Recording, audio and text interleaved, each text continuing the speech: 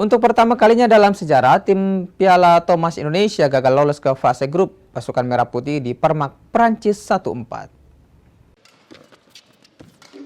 Hadapi laga krusial melawan Prancis, Indonesia diwakili Jonathan Christie kala jumpa Christophe Popov di partai tunggal putra. Sayang, Jojo gagal tampil maksimal di laga pembuka. Jojo kalah 2 game langsung, 19-21, 14-21.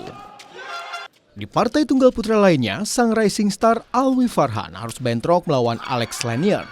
Serupa Jojo, Alwi juga tak mampu berbicara banyak. Indonesia tertinggal 2-0 setelah Alwi juga menyerah straight game 16-21, 19-21. Tim Piala Thomas Indonesia kian tertekan usai Anthony Sinisuka Ginting juga tumbang di tangan Toma Junior Popov. Dalam pertarungan 3 game, Ginting takluk 22-20, 15-21, dan 20-22. Sementara di ganda putra, Sabar Karyaman Gutama Reza Pahlevi jumpa pasangan Eloy Adam Leo Rossi.